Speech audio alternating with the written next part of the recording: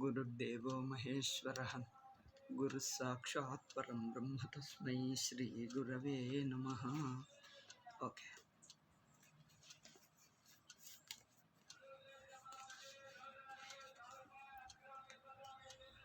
Appa.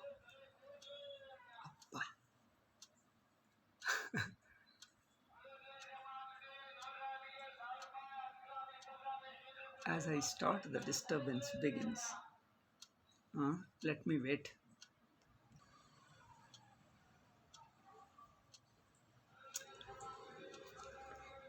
Yadatu tarko here when to, at what point during the discussion, should one, just a second, Appa.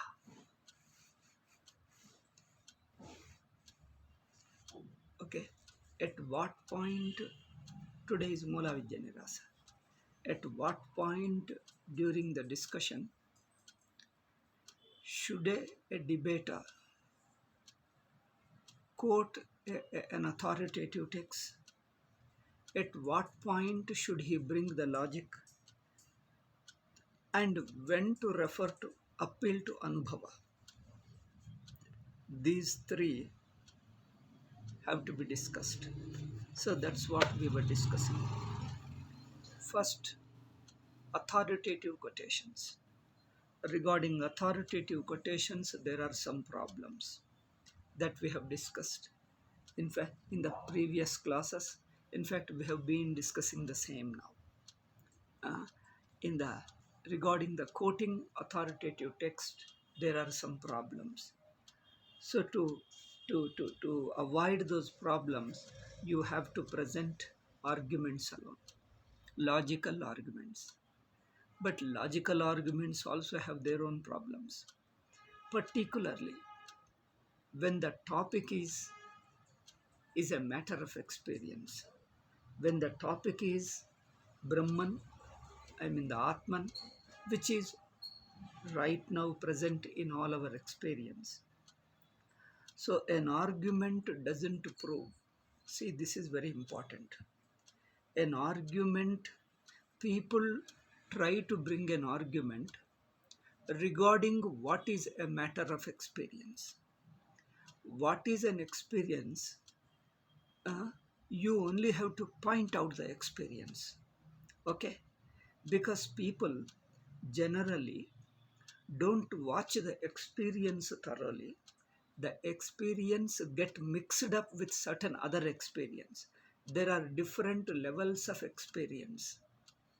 Okay, so one level of experience get mixed up with another level of experience.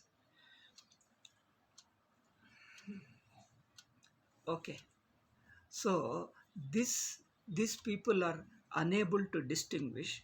Then what we need to do is point out, pinpoint, and distinguish and pinpoint the correct experience. That's what is required. So in Vedanta, Anubhava we have to appeal to.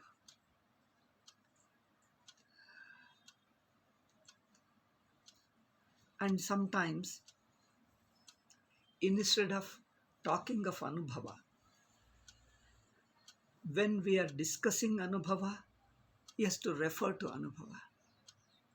Instead of referring to Anubhava, he argues. This is a very strange thing. That's what Swamiji is touching this topic here. Yadatu tarkopodbalanaya vakyamupanyasate vakyopasarjanatvena va tarkaha tada vakyam prativadina prabalatara vakyenaiva pratyuttaraniyam yatha kevala yukyanubhavau युक्त्यनुभवाभ्यामेव शंकितांश बोधकाभ्याम प्रत्युतरयितव्यौ. See, this is the point. यदा तु तर्क उपोद्बलनाय वाक्यम उपन्यस्यते, to reinforce the logic, Upodbalanam means to reinforce, to strengthen. First he presents the logic and to confirm that logic. What is logically arrived at? First he presents the logic. Logically he explains an idea. Now you are convinced, yeah, this is a good idea. But is this what the scripture says? Is this what the Shastra says? See, first we have explained logically the idea and how it is logical. After explaining it, you have to bring the quotation to show that yes, this is what the Shastra says. Oh, then you will be understanding. Then you will be convinced. Otherwise, you explain logically and you think that this may be your view. Does the Shastra too says the same? Or you are presenting your own view? So, yada tu tarkopodbalanaya, tarkasya upodbalanaya, to confirm or to reinforce the logic, when you quote vakyam upanyasyate, when you bring an authoritative text, or vakyopasarjanatvena va tarkaha. See, two things. Either to strengthen the logic, to confirm the logic when you bring in an authoritative text, authoritative statement, or Shastra statement, or somebody's statement, some Acharya's statement, or to explain or to confirm an authoritative text when you use logic. See, somebody quotes a statement, then others may dispute that statement. No, but this may not be right because this doesn't seem to be right. Then you have to use logic to explain that, to defend. Okay, to defend the authoritative statement. To defend the authoritative statement when you bring, oh, I have not brought my pen.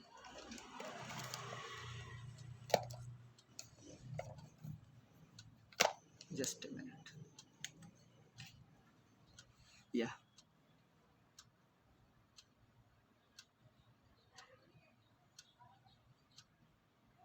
To defend the authoritative statement, you bring logic. In either case, then how are we to reply? How the other person, I mean the participant in a debate, how is he supposed to react to it? Tada vakyam prativadina prabalatara vakyena iva pratyuttaraniya.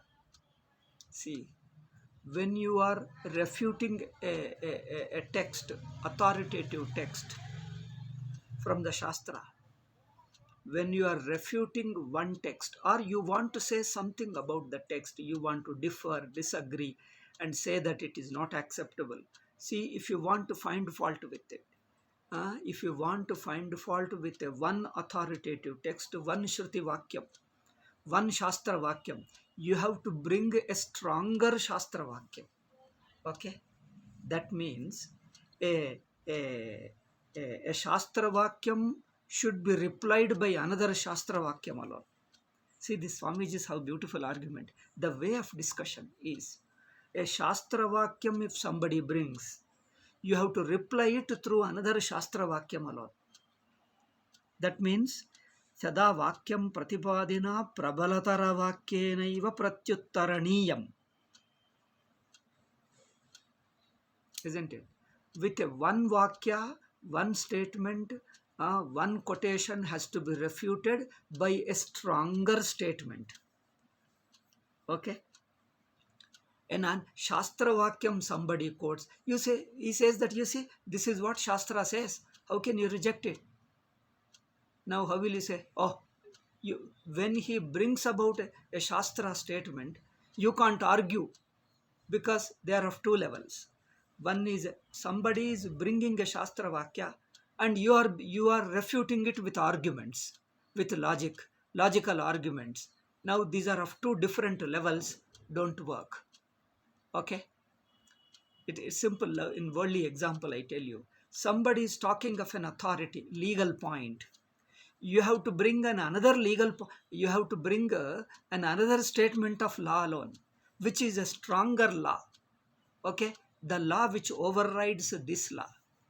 If one law, a statement of a law, if somebody brings, you have to bring an overriding law, then only this law legal point is refuted. Otherwise, if he brings one statement of our constitution, you start arguing how can be like that, all this thing, and he says your argument has no validity, because this is what constitution says. How can you reject it? So when he brings a statement, you can't use argument, or you can't say my anubhava is different. See, when he is talking of a quotation, you have to bring a stronger quotation, a quotation which overrides this quotation. Okay, this is the level of discussion. This is the way of healthy discussion.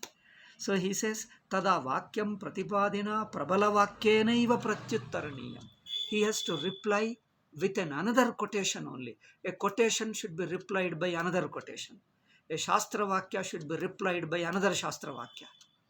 Okay? Then Tatha Kevala Yukyanubhavabhyameva Shankitam Shabadakabhyam Pratyutarayau Kevala Yukyanubhavau.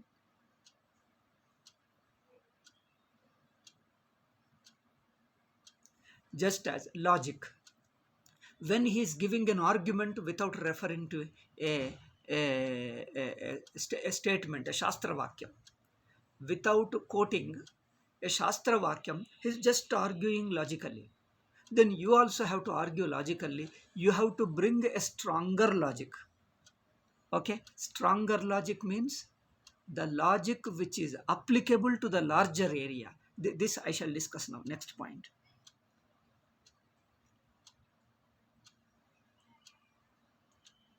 Then Anubhava. When he brings Anubhava,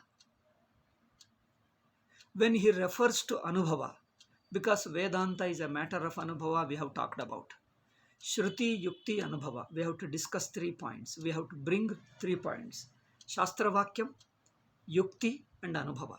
Shruti, Yukti, Anubhava. This is a common statement which we do in our Shastra. Shruti, Yukti, Anubhava. That means Shastra Vakyam, Tarka and Anubhava. So if the other person is referring to Anubhava, you have to bring a overriding Anubhava, a stronger Anubhava to refute this Anubhava. If he brings logic, you have to bring a stronger logic to refute it. If he appeals to one Shastra Vakyam, you have to bring a stronger Shastra Vakyam. That is a way of discussing. But nobody should jump like that. When he is referring to a Shastra Vakyam, you jump to logic because you are unable to find a stronger Shastra Vakyam. You are unable to find, so you jump to logic. When he is logically arguing, you bring in a quotation and say that, hey, do you know better than that Guruji? That Guruji told that Buddha knows better or he knows better. Now, you bring when he is logically arguing, you bring the quotation of a saint or the quotation of an Acharya or one Shastra Vakya. Means he wants to, instead of showing the logical fallacy, logical defects in his statement, instead of showing a stronger logic, you want to shut up his mouth by bringing a quotation, hey, Buddha is great, Buddha said it, so you have to keep quiet. Okay? This is a very unhealthy discussion. This is called Kutarka and Vitandavada.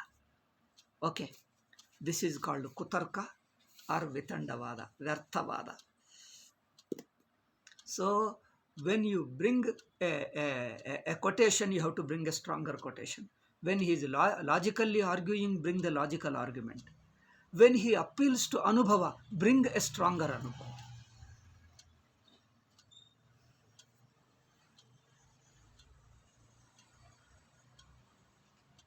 Then how do you know?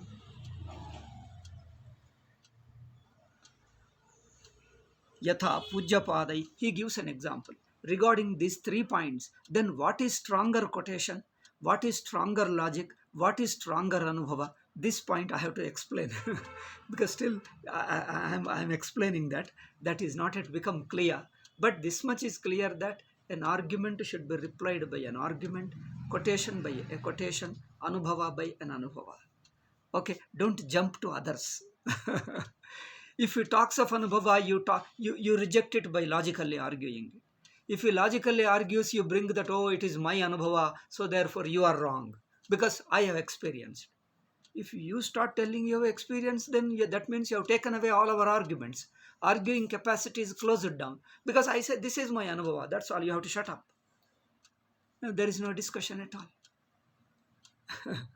Okay, there is no discussion at all. Or you say you bring one Shastra quotation, that's all. Once you bring Shastra quotation, you are supposed to shut up your mouth and accept.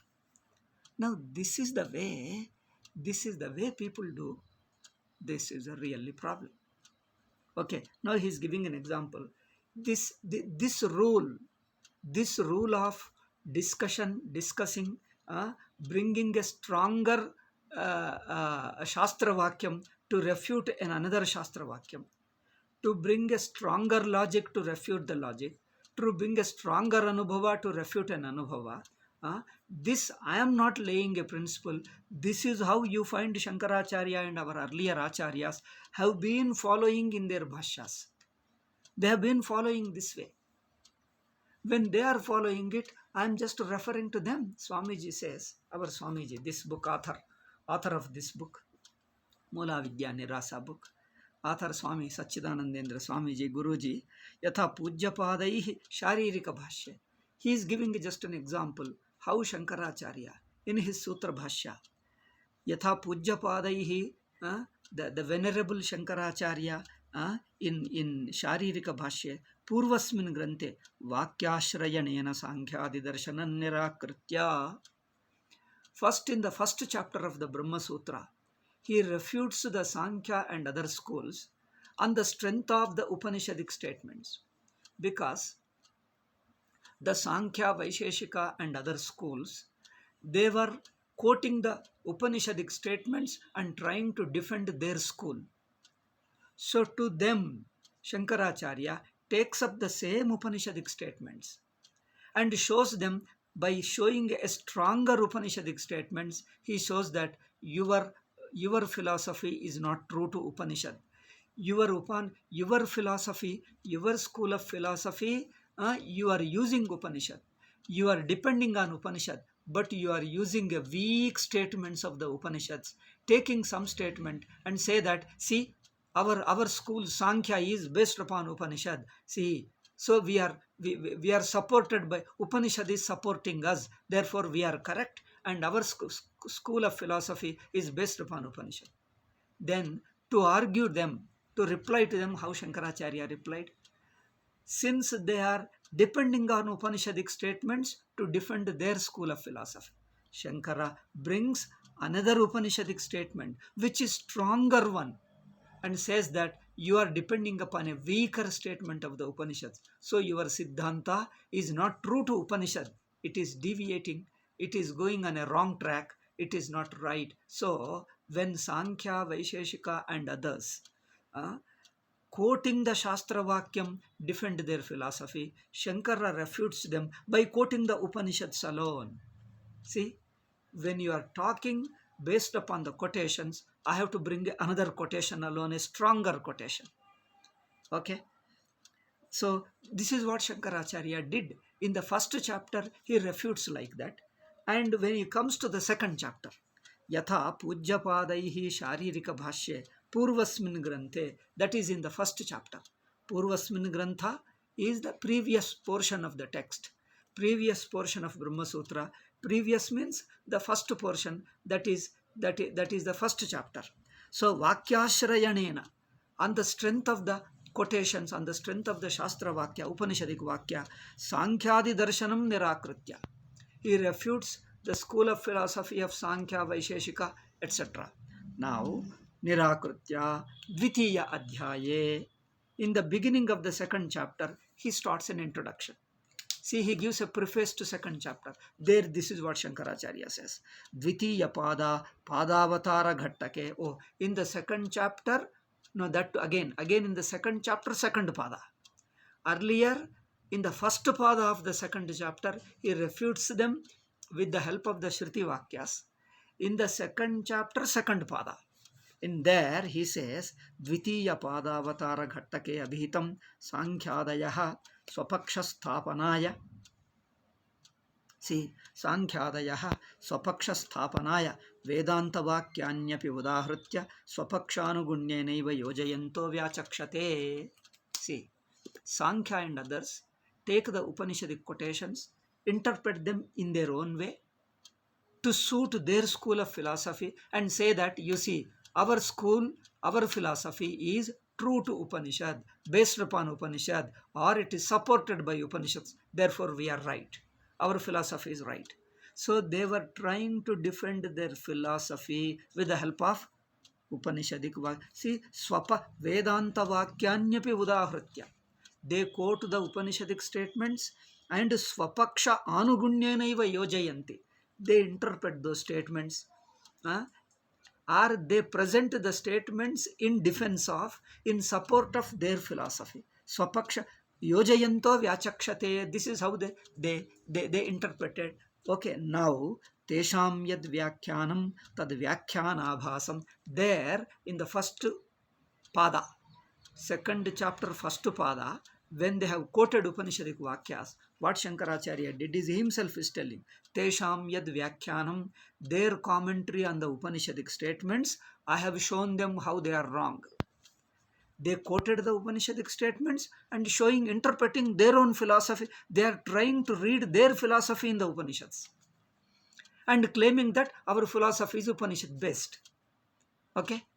You quote Upanishadic statements, interpret them differently to suit your philosophy and claim that my philosophy is based upon Upanishads or supported by Upanishads. This is how they tried. So here Shankaracharya, Tesham yad vyakhyanam tad vyakhyana abhasam. Your interpretation of the Upanishadic statements to suit your philosophy is wrong, because the statements which you have quoted, they don't mean what you say. The quotations, the statements don't mean what you say. They have different meaning. Look at the context. Context of the Upanishads. See the previous mantra and later mantra. What is the trend? What is the topic going on in the context? See that. He says, Tad vyakyanabhasam na samyak vyakhyanam. The commentary, the interpretation they are giving is only a false interpretation. Abhasa means, oh sorry, this is the problem. Now I put this thing. I think so far it was recorded in a low voice. I don't know whether they will be able to hear or not. So, Tesham Vyakhyanam is a Vyakhyana Abhasam. Vyakhyana Abhasa means what? Seeming meaning of the Upanishad. They appear to be right, but they are not really the meanings of the Upanishadic statements. Because Upanishad, how? If supposing somebody gives one interpretation to the Upanishadic statement and claims that my philosophy is accepted by Upanishad, therefore I am right. If somebody claims, how do you refute? See how Shankaracharya refuted. He says, Samyak Vyakhyana Mityetavat Purvam Kritam. He has to show his interpretation is wrong because see the context where the statement occurs. First see in the chapter, in the particular chapter, where this particular mantra occurs, see that mantra is occurring in what context? What is the topic being discussed here? See, in the Shastra, there is a systematic way of discussion. First, you start a topic. You begin a topic, mention that this is what we are going to say. Just introduce the topic, then explain it. Okay? Then at the end say, this is concluded, therefore this is what established. See, this is how there is a way of discussion. You introduce the topic, then elaborately discuss. At the end, you make a conclusion, therefore, this is what is established. So in elaborately discussing also there are rules. See, we call them Shadlinga. In Mimamsa, there are rules, all these things. There is a systematic study, and I think our moderners don't know at all, because they have not studied our Shastras. Modern people have no idea at all. What they know is only these Westerners' interpretation, or your Gandhi and Nehru's interpretation of the Shastras. Who are utter fools regarding our Shastras. I am sorry to say. They are utter fools because they have no Shastra background at all. Gandhiji, in one sense, is good that he has got a basic faith in our culture. He doesn't know the Shastra, but has got some faith as a common man's faith, like an illiterate's faith in something. So he tried to defend it with a common sense, without studying Shastras.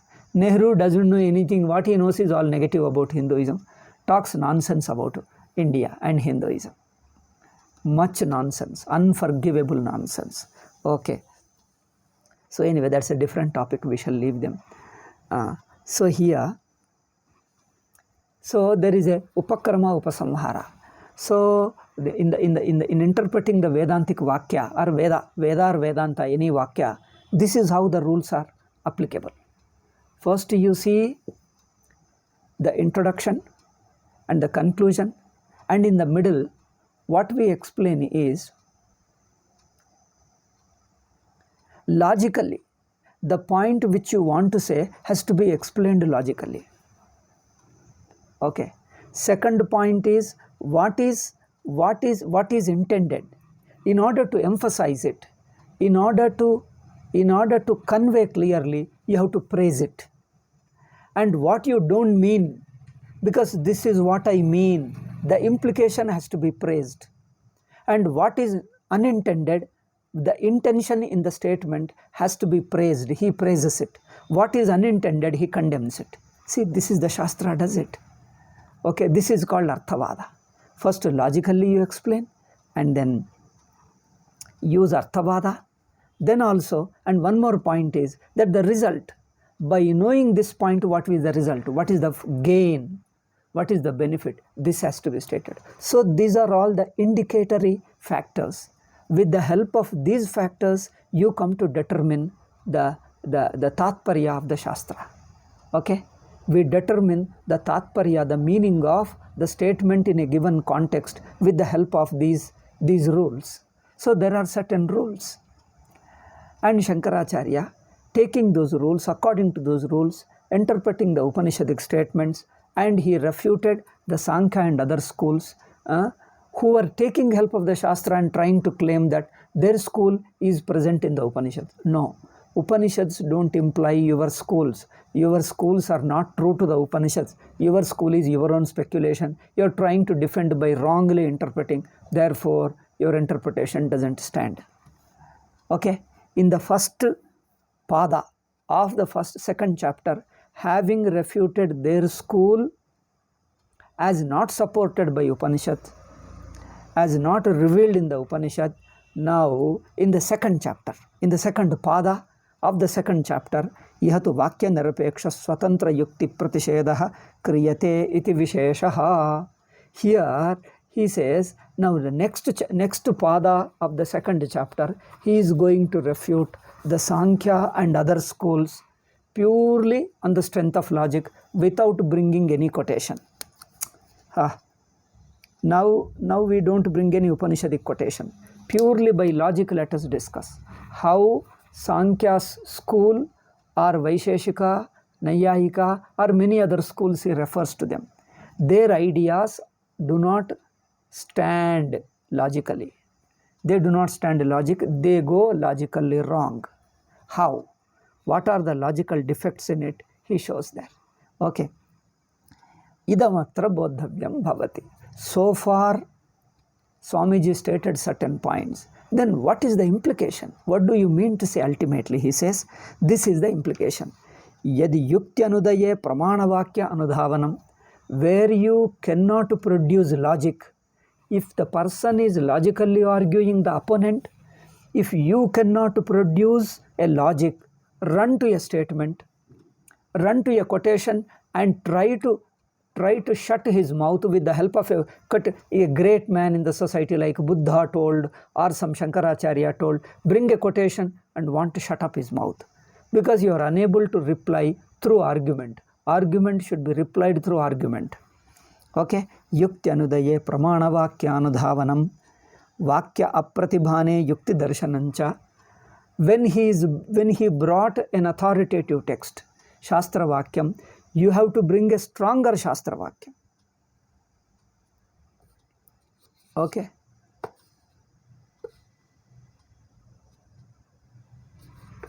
If you have to bring the stronger Vakya, you are unable to produce. He brought the quotation. And how are you supposed to refute? Bring a stronger quotation. Is unable to bring.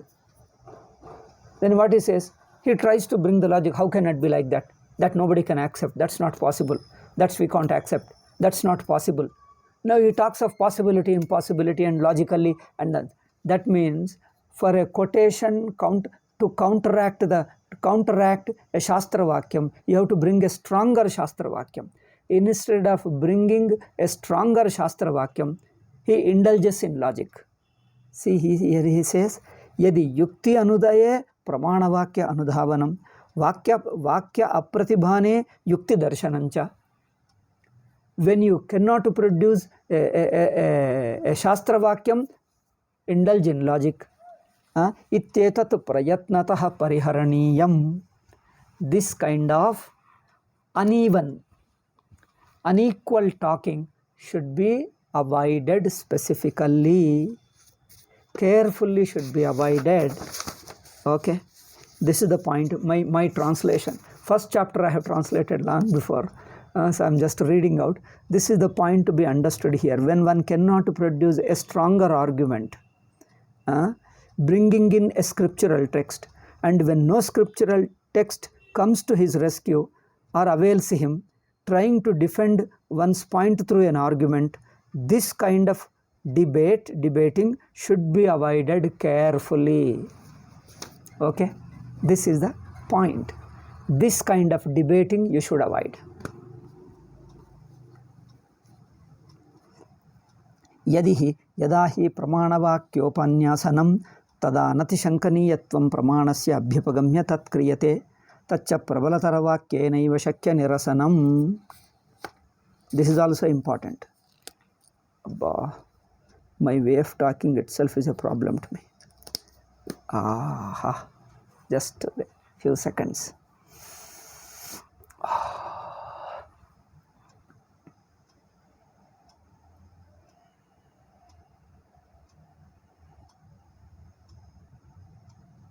I take a little rest and speak, otherwise I get exhausted very fast.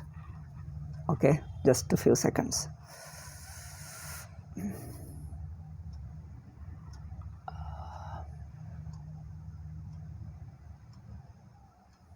Okay, now yada pramanavakyopanyasanam, when somebody brings a quotation or a statement of the Shastra, tada tad anatishankaniyatvam pramanasya tada anatishankaniyam pramanasya abhyupagamya tat kriyate.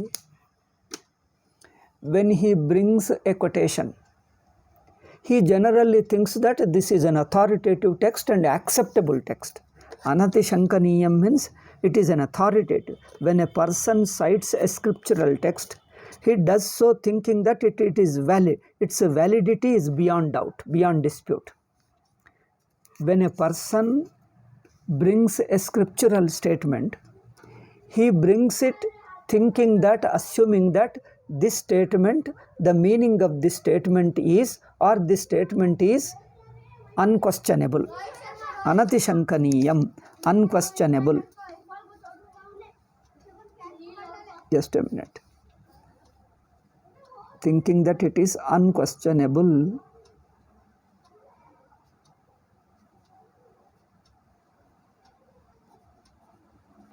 If you are bringing logic while replying, see, if he brings a statement, a Shastra Vakyam, you have to bring in another stronger Vakyam. Instead of that, if you are bringing logic, that means you are setting aside his statement. Shastra Vakyam. You reply at that level. You have replied to a statement to another statement alone. Another Shastra Vakyam alone you have to reply. You can't jump to logic. That means you are rejecting the very statement. That person accepting that his statement is a Shastra Vakyam is acceptable. If you jump to logic, you are rejecting the very Shastra. So that is not the way of discussion. So yada hi pramana vakyopannyasanam tad tada anatishankaniyatvam pramanasya. Pramanasya abhyupagamya tat kriyate tacha prabalatara vakyenaiva shakya nirasanam. Now you can refute it only by a stronger statement. Now how do you know what is stronger statement?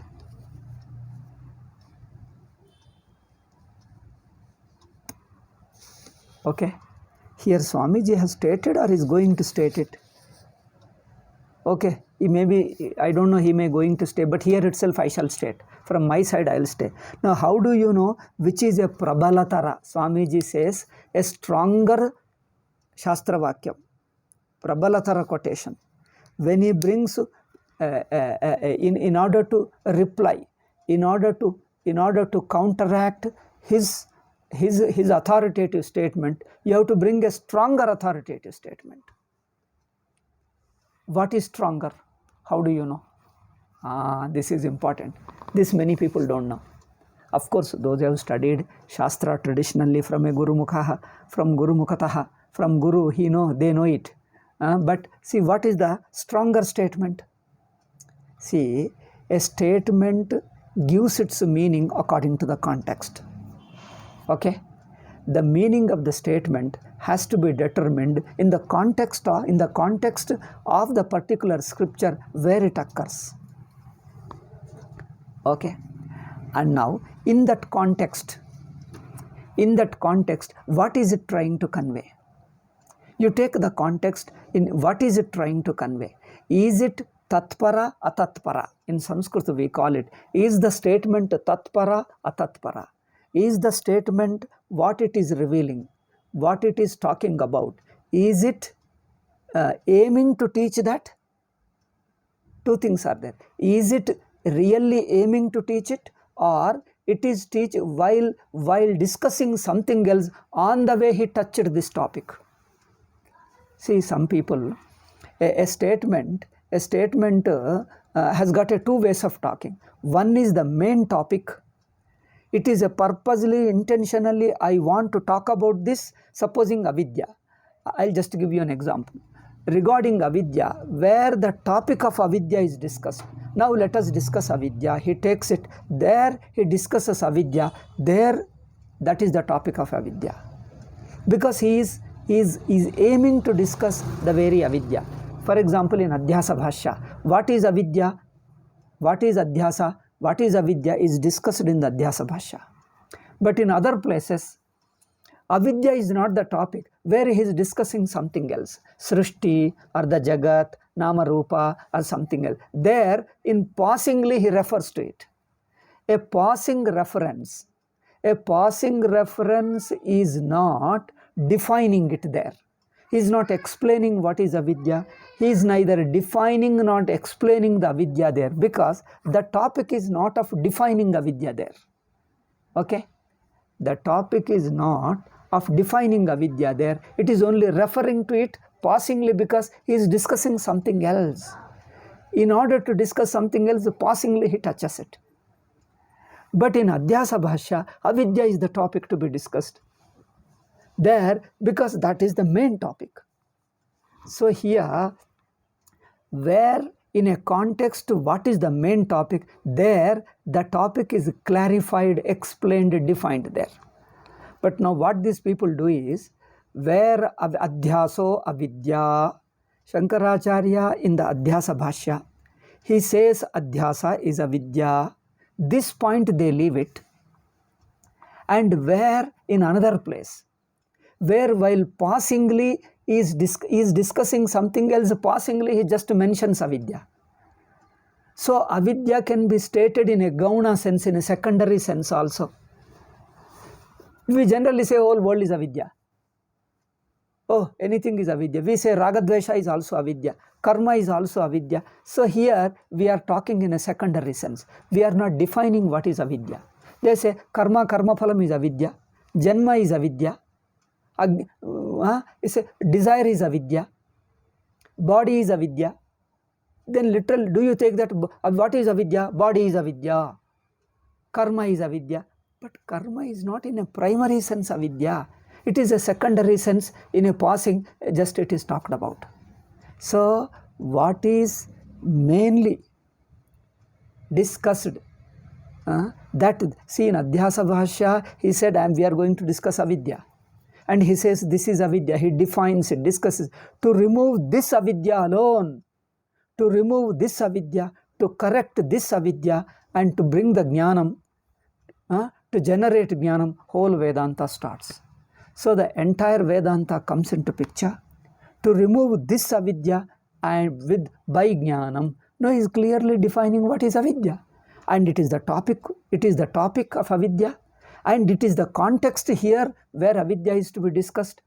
And therefore here whatever he says about avidya, that is the primary place of avidya, main place of avidya, main place where avidya is defined and explained. In other places, they are not the contexts of defining avidya. They are not the context of explaining or defining what is avidya. Avidya is defined here. Other place we just quote it, refer to it. Refer to it sometimes in a secondary sense, sometimes in a primary sense, sometimes in a secondary sense. There it's all thing. But there the topic is different, context is different. So here this is called in Sanskrit tatpara atatpara. Tatpara means that is the main context. Atatpara, this is not the topic to be discussed. He is aiming to discuss something else. While discussing something else, passingly he touches it. Passingly he refers to avidya. So what is passingly referred, that is not defining avidya. Because he is talking something else, and on the way passingly he is calling body is avidya. Body is avidya, and then desires are avidya. Worldly pleasures are avidya. All these things, this kind of talking is commonly found. If you take wherever it is referred, avidya word is referred, all those are definitions alone. Do you take all those are definitions alone? Then there will be hundreds of definitions which all of them contradict with each other. Now you don't know which is the true definition. You don't know which is the true definition. Okay? If all of them are avidya, then body is avidya, then desire is avidya, then the world is avidya, panchabhuta is avidya, then everything is avidya. So if this way, if you keep on defining avidya in so many terms, you would not know clearly exactly what is avidya. Therefore, they are all secondary contexts. They are not primarily talking about avidya, they are secondary topics. The main context is Adhyasa Bhashya. Okay, this is called tatpara atatpara. A sentence, a quotation is a strong depending upon what context it occurs. If that statement which you are quoting is occurring in its own context, that means in a context where that idea is defined and explained. If a statement from Adhyasa Bhashya is brought to show what is avidya, then that is the primary statement, stronger statement. But if you bring a statement in another context where avidya is not the main topic, avidya is not aimed, intended to explain, intended to define, but passingly touched, then that statement about avidya is not the primary statement, stronger statement, that is a weaker statement. Okay? I just gave you example, many places. Brahma, Saguna Brahma, Nirguna Brahma, Jagat, many topics are talked about. Okay? Many topics are talked about. Therefore, what is that context? What is what is the topic discussed in this context? What does he intend to explain, intend to define? That you have to see. What is intended? If it is intentionally talked about, then that is the main. That statement talked about in that context is a stronger statement. And the other statement about talking about avidya is a passing reference, is a weaker statement. Okay? This is how tatpara vakya, atatpara vakya. I am explaining for a beginning students, because I tell you, those who already know it, please have patience. As I already told you, I am explaining this tatpara to our people who are not so well versed in Shastra. They need all these explanations. So for sake of them, I am giving you. Those who already understand, just have patience, be relaxed, and when I proceed with the next statement, you can hear. Okay, so when you bring one statement, you reply, you counteract it with a stronger statement. Then what is stronger statement? Tatpara vakya, which is the main topic, which is intentionally defining the topic. Purposely, with an intention, it is defining the topic, explaining the topic. That statement occurring in that context is a stronger statement. The other statement occurring in another, in the context of another topic, if that statement occurs, that is not strong. Okay, therefore, tada prabalatharavakyena nirasaniyam. Similarly, yukti matropanyasa kale, then where somebody is presenting, arguing logically, you have to bring a stronger argument. Vakyopadarshanam navsam. When he is arguing logically, don't jump and bring a quotation there. Don't cite a Shastra Vakya. Now it is an unequal. I am bringing a logical argument. If you don't bring logical arguments alone, and you bring a quotation, then you are suddenly jumping into another one. This creates a problem, unequal. Then supposing you bring a quotation, then I have to dispute about the very quotation. Now the topic will be jumped to whether the quotation is right or not. Whether the quotation you are bringing is true to the context. What is the meaning of the quotation first? My argument will be set aside and we will be discussing about the very quotation. And he says, I have already produced a quotation. Then somebody produces another quotation. My guru told, Buddha told better, or somebody told better. Now we have to fight who is better first now. Is Buddha is right or Shankara is right? Now on the individual strength, who is more popular, who has got a bigger following, who wrote many books. Now all these things you bring. These are not determining factors. They don't decide the truth. Who is most popular? Who is more ancient and who is later? This ancient later also doesn't decide. Okay? Antiquity doesn't have a greater validity. Okay? And historicity, that means antiquity. Antiquity is neither greater validity nor lesser validity. Given person is more popular or less popular, or he has got a lot of following or lesser following, or who wrote many books or few books. These are all not the these are not the factors that determine the truth. Okay? They are not at all. They are additional factors. After their idea is proven, then this guru becomes great. After his teaching is proven to be fact, then that guru says, then the guru becomes greatly respectable, because what he taught is perfectly right. But before we prove and you take the quotation name of a person, then you say he's a great man, therefore whatever he told is right. Now you can't say anything, you have to accept it blindly. Shut up your mouth and accept it because I have quoted. I am quoting Shankaracharya, you are supposed to keep quiet. Now this is not a discussion. So to bring, when you are logically arguing, don't bring a quotation. Okay? Nahi vakya shatamapi vakya mityeta bata. Just because, even if you bring 100 quotations, just because they are statements, you don't know whether the statement really implies that. When it intends to teach it, or it is trying to teach something else, passingly referring. The statement is intentionally defining the point, or it is passingly referring the point. You don't know. Without knowing, without determining the very meaning of the statement, you just bring the 100 statements. They are all talking Supposing somebody, I'll give you one more example. Somebody told, pranayama is very important. Pranayama is very important. Pranayama is great. He was asked to speak, and we were in some ashram, and that person was brought. He was a senior to us. So he told he's a senior student, so he's a senior man, 10 years senior to us. So he's highly learned. We wanted to listen. And he was given a mic and he started. He's pranayama good. He knew good pranayama. He explained well. All that is very nice. We accepted it and we appreciated. He was a nice man.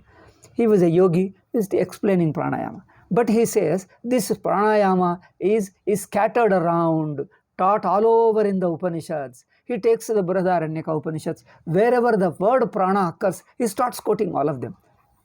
We told the word prana you are quoting, but all the words occurring in all the context of prana, all the context, the various words of prana don't mean pranayama there. Prana means Hiranyagarbha, prana means prana means sense organs, prana means breath. Prana can mean many things in many areas in the context. So wherever the word prana occurs, without seeing the context, what it means, he just quotes all the quotations, all the statements, wherever prana occurs, all the quotation he quotes, and he doesn't see he's talking something differently there. And he says, you see, all these hundreds of quotations talk about pranayama. We understood that he himself has not studied Upanishads. So he's just using he's looking at the word prana and then he just say that it is talking of pranayama. Okay. Then we kept, but some of our junior students, mischievous fellows, they were laughing, and some of them even taunted also. Don't taunt at him, don't ridicule him. Whatever he says, we will tell after the class is over. Talk is over, we will tell him, point out. But he's a nice man, gentleman, don't humiliate him, don't disrespect him. Some people have just done it. Another person like that, you see, while doing pranayama, you have to chant Om. Some people do that. So therefore you have to chant Om. Now he was taught that with the help of Omkara, you have to take breath in and breathe out. He is taught. Now with the help of it, he says, wherever the Omkara comes, all those places, Omkara is taught only for pranayama. Now he says, in Mandukya, in Mandukya Upanishad, there are various ways of pranayama. How with the help of Omkara you have to do pranayama is taught in Mandukya Upanishad. And he claimed it. I felt these people, word just Omkara comes, they take it all. That means, just because the word Omkara occurs, you mean it is that Omkara is used for pranayama. So this is what, just you bring a quotation and just say anything. In the context, that statement means something else. So you can't bring any hundreds of quotations and say that Buddha meant it, or Shankara meant it, or somebody else meant it, or Ramakrishna meant it, or Ramana Maharshi meant it. So you have to see the quotation, the context of the quotation, what he tries to say. Without that, and then this will be unnecessary dispute. Therefore, where he is arguing logically, bring argument alone, don't bring the quotation. Because nahi vakya shatamapi vakyamitte tavata. Just because it is a statement occurring in the Upanishads, it can't be valid in the sense you quote. See, you take in a different sense. You are not looking at the meaning in the context it means. In the context the statement occurs, in the context of the Upanishad, there if you read the context of the previous mantra, later mantra, the whole topic, there it means something. You are not looking at the context. You are only just taking the quotation and just trying to prove that your point is proven by the same statement. And other fellow says, no, we can't accept it. And he brings another quotation. And you bring another quotation. Now each one disputes based upon the quotation. Nobody looks at the context of the quotation. He brings his own statement and he argues. He says he alone is right. And he says you bring another quotation and then you say you alone is right. You alone are right. Now nobody is looking at the context. It is like biblical God, they say. God, and then they say God is like that, they say that. But Hindus say no, that can't be God. Because our scriptures, you say God is like this.